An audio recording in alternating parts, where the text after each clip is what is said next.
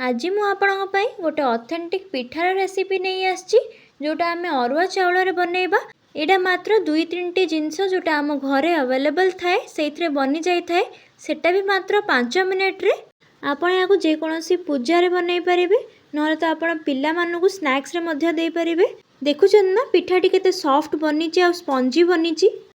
नमस्कार, तृप्ति भोजन चैनल को आपण मानकू अनेक अनेक स्वागत। चलतु पिठा बनैबा आरंभ करिबा। सेथिपाई देखंतु मु एठी गोटे गिना अरुआ चाउल नेइची। आपण एठी जे कोनोसी अरुआ चाउल नै परिबे न तो आपण जदि पिठा वाला अरुआ चाउल नेबे तो आहुरी भलो। एबे आमे कोन करिबा ना आमे जो चाउल नेइचे ताकू भलो भाबरे 2 रु 3 थर वाश करिबा। देखंतु एठी मु 2 रु 3 थर चाउल को धोई कि नै आछि। एबे आमे चाउल को 2 रु 3 घंटा पर्यंत बतुरिबा पई छाडी दबा।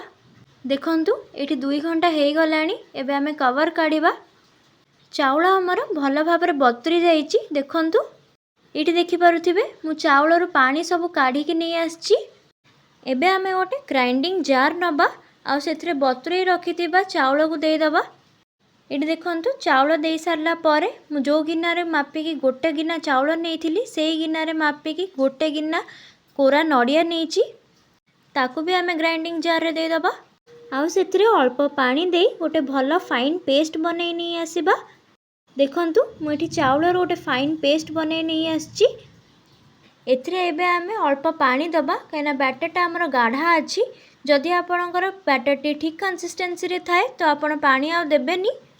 ए भली कंसिस्टेंसी रखिबे। आपण एमिति कंसिस्टेंसी रखिबे जेमति चामच रु पकेइले गोटे कंटीन्यूअस लाइन बनुथबो। एबे आमे एथिरे स्वाद अनुसार लूण पकेइबा। लूण को स्किप करिबेनी। मु एठी आधा छोटो चामच लूण पकेइची।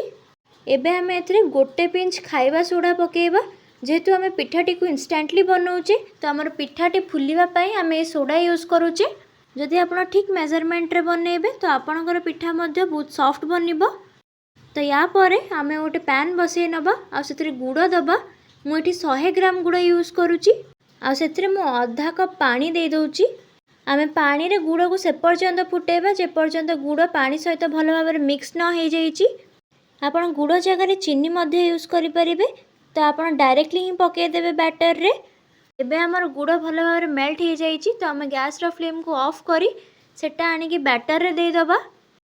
गुड़ बैटर रे देई सारला परे याकू भल भाबरे मिक्स करि नबा बैटर सहित। एबे आमे आ गोटे पैन बसई सेथिरे गोटे चामच घियो दे दबा। आ घियो गरम हो गले आमे सेथिरे किछि कटा नडिया एवं काजू दबा। आपण चाहिले किशमिश मध्ये देई परिबे। आ ताकू लो फ्लेम रे 2 रु 3 मिनिट पर्यंत भाजीबा कलर चेंज होबा पर्यंत। एउडा हमर भाजी हो गलानी। एबे आकू आमे नै कि बैटर रे दे दबा। ड्राई फ्रूट्स दबा ऑप्शनल, आपण चाहिले देई परिबे नहले तो स्किप करि परिबे। एबे आमे पिठा बनेबा आरंभ करिबा। सेति पई मु गोटे मोटा बेस वाला कढ़ाई नेजी। आपण मध्ये गोटे मोटा बेस वाला कढ़ाई नेबे। कढ़ाई रे आमे अल्प तेल दे दबा। आउ कढ़ाई गरम हो सारला परे आमे तेल रे अल्प पानी छिंची दबा जा द्वारा तेल हमर चारियाडे स्प्रेड हो जिवो आ पिठा भलरे उठी मध्ये जिवो। एबे आमे कढ़ाई रे जो बैटर बनै कि रखिथिले सेथरु 2 डंका दे दबा। आपन को जेते मोटा पिठा दरकार से हिसाब रे आपन देबे। आपन गोटे डंका मध्ये दे परिबे।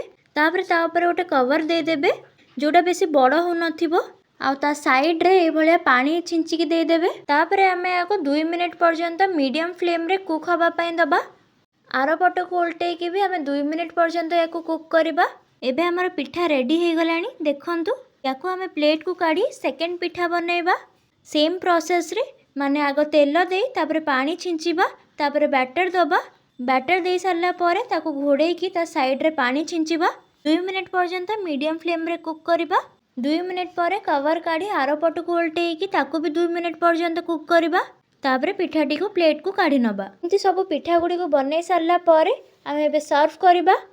आपण वीडियो रो तो देखि कि जानि पारुथिबे पिठाटी केते जालीदार आ सॉफ्ट हेइची। एबे मु आपण को पिठा को भांगी कि मध्ये देखौची भितरु केते सॉफ्ट बनिची केते स्पंजी बनिची। देखुछन ना पिठाटी केते सॉफ्ट बनिची। तो आपण ए पिठा को निश्चय थरे ट्राई करी देखंतु। देखिबे निश्चय समस्ते को भल लागिबो। जदि वीडियोटी भल लागि थाए तो प्लीज चैनल को सब्सक्राइब करंतु। वीडियो को लाइक और शेयर करबा को जमा भी भूलंतुनी। आपण को एक्सपीरियंस किंबा क्वेरी आपण मते कमेंट बॉक्स रे जणाई परिबे। तो आज पई एतिकी रहिली। ଆଉ ଥରେ ଆସିବି ଆଉ ଗୋଟେ ନୂଆ ରେସିପି ସହିତ। ନମସ୍କାର।